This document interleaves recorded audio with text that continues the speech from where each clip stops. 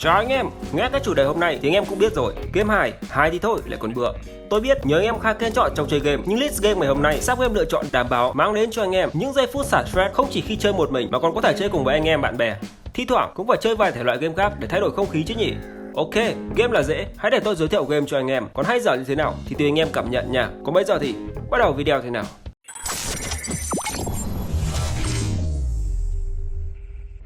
Đầu tiên là một bữa phẩm Getting Over It with Bennett Foddy. Game kể về chuyến phiêu lưu của cái ông này đây. Cởi chân, đầu hói và toàn thân là một cái lù. Thì nhìn hình ảnh này, anh em có liên tưởng đến nhân vật nào không? Tôi thì thấy so với đội quân Skibidi Toilet của ông Da Fuck Boom có nét tương đồng đấy. Nhiệm vụ của anh em khi vào vai nhân vật này chính là sử dụng một chiếc búa tạ để vượt qua các ngọn núi bằng cách vung búa móc vào bất cứ cái gì có thể móc được như cành cây, vách đá, miễn sao là các ông có thể đi được càng xa càng tốt. Cảm giác giống như vừa chướng ngại vật đấy nhỉ. Nhưng chưa nói tới chướng ngại vật, anh em chỉ cần vượt qua được chính mình khi phải ngồi trong cái lù để di chuyển là thấy cái độ khó của nó ở một level khác rồi. Đã thế, chỉ cần không cẩn thận một tí là lại quay về vạch xuất phát và mọi công sức nãy giờ coi như bỏ. Khuyên thật với anh em là chơi con game này cần phải thật bình tĩnh và tỉnh táo, vì những khi trượt chân rồi quay về con số 0 rất dễ ức chế, muốn đập bàn phím, ném điện thoại lắm. Ok, ngồi trong lù, leo núi bằng búa tạ, khoai đấy, nhưng cũng mang tới những pha hài hước không thể đỡ được. Anh em chơi thử rồi cảm nhận nha. Tựa game tiếp theo tiếp nối sự thành công của Walk Simulator Payday. Và thay vì chỉ có một chú dê duy nhất, lần này anh em sẽ điều khiển cả đám bạn thân siêu lầy lội. Các nhân vật có những đặc tính độc đáo riêng như lạc đà phun nước bọt, hồng hạc tương tưởng luôn phá phách bằng cái lưỡi điêu lượn và con cá heo lầy lội leo lên bờ, phải di chuyển bằng xe lăn để tham gia cuộc chơi máu lửa cùng với hội bạn. Cả đoàn động vật ngộ nghĩnh tung hoành thị trấn, đánh người cướp của để tận hưởng cuộc sống xa hoa trụy lạc ở Manhattan, Ấn Độ. Nghe thì có vẻ nhàm nhỉ, nhưng không, anh em đã thấy con lừa nào đi đánh bài chưa? Hay đơn giản như mấy con chim không yên phận và khá là mất dạy khi tấn công con người một cách bất thình lình. Tựa game có rất nhiều điểm thú vị và phải trải nghiệm thực tế thì mới cảm nhận hết được. Đã thế, mấy ông sẽ có cơ hội mang theo một đám anh em đi phá phách hết nơi này đến nơi khác mà không ai làm gì được. Thử cảm nhận đi nào. Thường thì các tựa game anh em hay chơi sẽ vào vai kiếm khách, anh hùng, người lính. Nói chung là toàn vai người tốt, đấng cứu thế cả. Nhưng đã bao giờ anh em nghĩ đến việc sẽ một ngày bản thân trở thành một người vô gia cư, nát rượu, cục xúc rồi như lưu manh đầu đường xó chợ chưa? Tham gia Boom Simulator để trải nghiệm một cuộc sống như thế nhỉ? Bất kỳ ai khinh thường hay chế giễu, anh em còn có thể làm những động tác sỉ nhục như thế này đây. Boom Simulator mặc dù có lối chơi siêu lầy lội nhưng là một tựa game sinh tồn. Anh em có thể làm mọi cách từ moi thùng rác, uống nước bẩn để có thể sống qua ngày. Và tham gia vào game chắc chắn anh em sẽ được trải nghiệm một cảm giác hoàn toàn khác mà dù là ở ngoài đời thực thì cũng không có cơ hội nào để trải nghiệm, tải về để chơi thử thôi. Ở đây có anh em nào là fan của tộc trưởng Độ Misi không? Nghe cái tên Human Fall Flat thì đã thấy quen thuộc rồi. Chắc chắn là chẳng có gì lạ với những màn gameplay Human Fall Flat giữa anh Độ và team của mình với số lượt view lên đến con số hàng triệu. Không chỉ bởi vì lối chơi phối hợp mà còn những câu comment hài hước của team khiến cho người xem không thể ngừng cười, mà còn bởi vì chính bản thân tựa game này đã rất mang tính mua vui rồi. Game có tạo hình nhân vật khá là giặt dẹo với cấu trúc cơ bản của một con người, nhưng hai cánh tay thì dài lê thê và lủng lẳng như thể là không có xương. Và với những tình huống đầy thách đố ở trong game thì chắc chắn Human Fall Flat sinh ra để dành cho team cùng tấu hài rồi. Hơn hết, trong quá trình giải đố không thể tránh khỏi những khoảnh khắc dở khóc dở cười như đang leo qua cầu thì té, nhân vật nhũn nhẽo quá không cầm nổi đồ, các nhân vật túm dính lên nhau như những đám chân trâu sợi. Cùng chơi với anh em bạn bè và thêm chút gia vị tấu hài nữa thì đúng bài quá rồi còn gì. Anh em nào đang tìm một tựa game chơi cùng với bạn bè thì đây chắc chắn là sự lựa chọn không tồi đâu.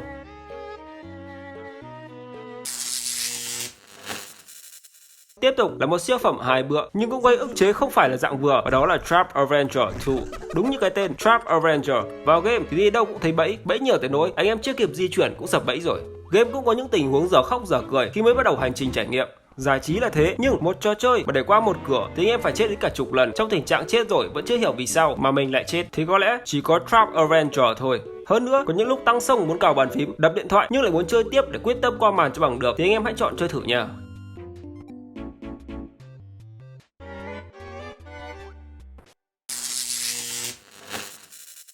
Tiếp tục với một tựa game đối kháng vô cùng hài hước, Brief Karate Foolish.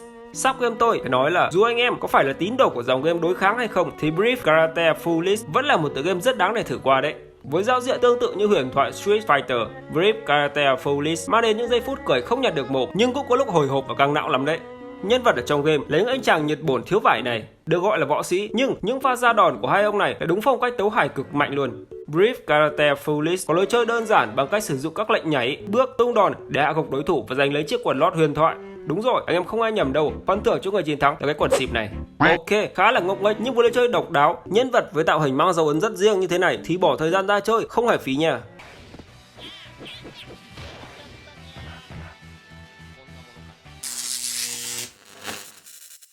Anh em đã bao giờ nghĩ với đua xe của Tấu Hải chưa? Nếu chưa thì chơi thử Gas and Glory đi. Đến với Gas and Glory, chắc chắn em sẽ phải xem xét lại tình cha con vô cùng cảm lạnh khi mà hình ảnh người bố đào đứa con trai của mình đi đua xe, nhưng rất chi là ấu dề khi thằng con trai ngồi sau sẵn sàng rơi bất cứ lúc nào, bất chấp việc có an toàn hay không, nhưng ông bố vẫn lao đầu đi như một con thiêu thân.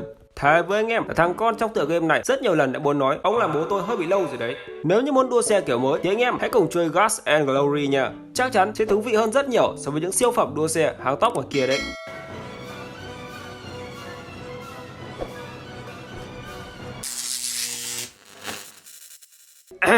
Tiếp theo là đến Muddy Haze, mà đúng ra phải nói là Poppy Haze mới đúng, vì đây chắc chắn là một tựa game bẩn bựa đúng theo nghĩa đen. Cảnh báo, game chỉ dành cho những anh em khẩu vị nặng thôi nha. Trong game, anh em sẽ vào vai một anh chàng đang bị Tào Tháo rượt, nhưng anh ta lại đang đứng trên nóc của một tòa nhà cao tầng và chẳng có cái toilet nào xung quanh để anh ta giải quyết cả. Thế nên, đúng như anh em đang nghĩ rồi đấy, anh ta liền chĩa mông ra ngoài và bem thẳng xuống dưới. Nhiệm vụ của anh em là làm thế nào điều khiển cục xít rơi xuống dính càng nhiều người càng tốt. Số người bị bẩn sẽ tương ứng với số điểm nhận được. À, có một điều thú vị nữa là anh em ăn gì thì cái cục xít nó sẽ có màu đấy nữa. Thử tưởng tượng mà xem, ăn cháo bí đỏ thì... ôi thôi. Đây chính là một trong những chiếc game bốc mùi hay bẩn bựa nhất mà sắp game tôi từng biết. Hóa ra không chỉ bé mới nghịch đất, nghịch cát, nghịch xít mà lớn rồi vẫn còn có thể chơi với xít là có thật. Nếu như Muddy Haze quá là bốc mùi, không hợp khẩu vị thì anh em hãy đến với West of Lotting. Một tựa game có tạo hình vô cùng kỳ cục với thiết kế nhân vật toàn là que ở khắp mọi nơi, cả người toàn là que. Bước vào West of Lotting, anh em sẽ được chọn một trong 3 nhân vật có sẵn bao gồm Bean Flinger, Snake Oiler và Cow Puncher. Sau đó là chọn ngựa và công cụ đi kèm bắt đầu cuộc hành trình. Có một điểm ở West of Lotting không giống với các tựa game phiêu lưu khác chính là anh em sẽ phải tự đi tìm nhiệm vụ để hoàn thành chứ không phải có nhiệm vụ cho trước. Hơn nữa, hành trình của anh em đi qua đủ mọi nơi, gặp đủ mọi thứ ở trên đời, từ ma quỷ đến người ngoài hành tinh. West of Lotting đã từng là một trong những tựa game hài hước, vui nhộn nhất tại The Game Awards. Anh em cùng chơi thử nha.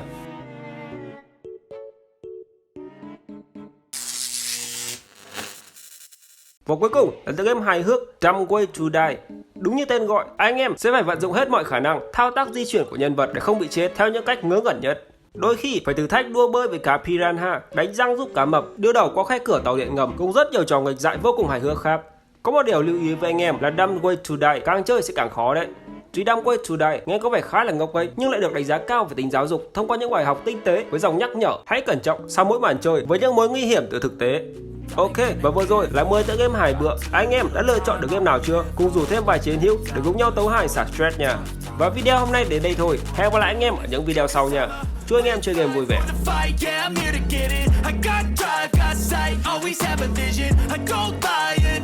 I be in my feelings, I'ma be fine.